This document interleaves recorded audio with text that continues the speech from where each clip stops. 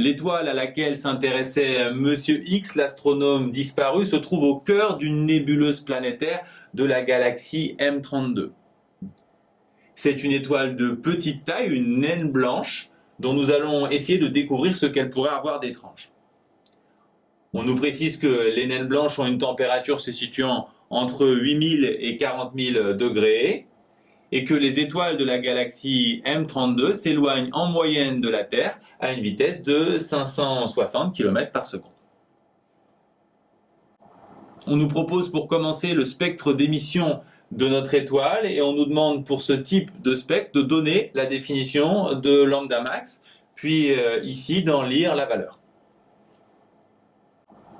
C'est une question qui peut vous surprendre en terminale car elle renvoie à un cours de première, le cours sur la loi de Wien.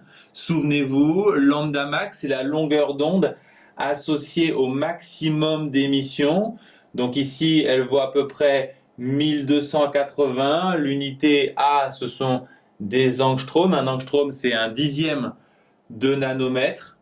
Donc c'est environ 128 nanomètres. On vous rappelle la loi de Wien qui relie lambda max en nanomètres à la température de surface de l'étoile, ici en degrés Celsius, et on vous demande justement de calculer cette température. Vous cherchez la température, donc à isoler T. Surtout, vous ne déplacez pas T tout seul. Vous prenez absolument tout le bloc dans son ensemble, donc vous allez multiplier tout par T plus de 73 à droite et à gauche, et tout diviser par lambda max, qui revient en fait à les interchanger. Ensuite, il suffit d'enlever 273. Pour le lambda max, vous n'oubliez pas qu'il doit être exprimé en nanomètres, ce qui va vous permettre de faire l'application numérique. On nous demande si cette température semble anormale. Il faut se souvenir qu'au début de l'exercice, on nous donnait la température normale d'une naine blanche entre 8000 et 40 000, donc on est tout à fait dans la normale. Puisque l'étrangeté de l'étoile ne vient pas de la température, on nous oriente vers le creux dans le spectre d'émission de l'étoile dont on nous demande d'expliquer la présence.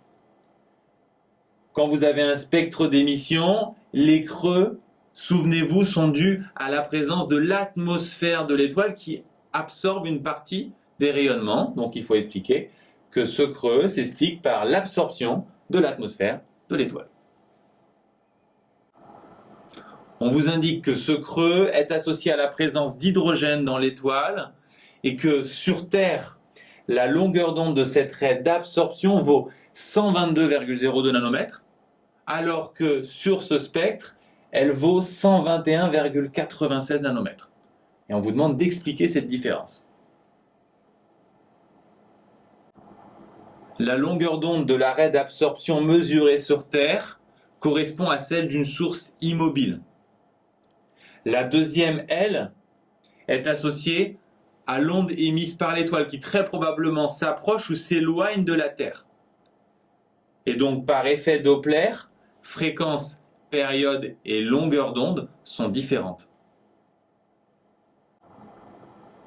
On vous donne ensuite, sans la nommer, la formule de l'effet Doppler dans le cas d'un émetteur qui se rapproche d'un objet fixe et on vous demande d'en déduire une relation entre la longueur d'onde émise par la source et la longueur d'onde reçue par cet objet fixe.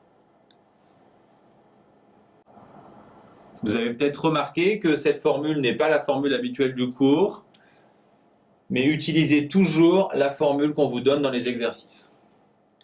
Ensuite, vous cherchez lambda, mais vous aurez beau retourner tant que vous voulez cette formule, puisque lambda n'est pas dedans, vous n'arriverez jamais à le trouver. Il faut utiliser une autre formule et souvenez-vous, pour toute onde périodique, on peut dire que C égale lambda sur T, la période, et puisque 1 sur T c'est F, on a C égale lambda fois F, et finalement lambda égale C sur F. Cette formule bien sûr est valable pour lambda R et FR, les longueurs d'onde et fréquences du récepteur. Ensuite, on va remplacer FR par cette expression. Il faut bien comprendre que diviser par FR, c'est comme multiplier par 1 sur FR. Autrement dit, prendre l'inverse de cette expression. Donc, on va avoir en haut 1 moins v sur c et en bas f. Et ensuite, il faut bien remarquer que c sur f, c'est lambda, afin d'avoir une formule avec uniquement des lambda, des longueurs d'onde.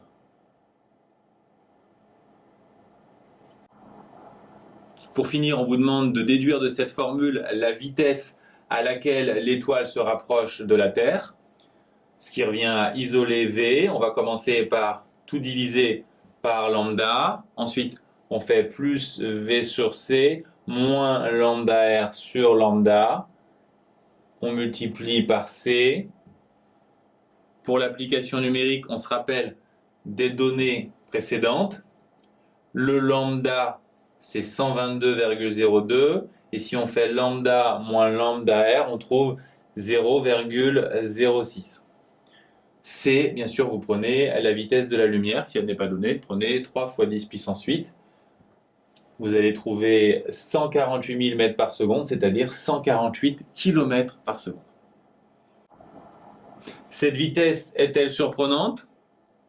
On a trouvé environ 150 km par seconde. Et souvenez-vous, au début de cet exercice, on nous parlait d'une vitesse de 560 km par seconde. Et c'était une vitesse d'éloignement pour les étoiles de la galaxie M32.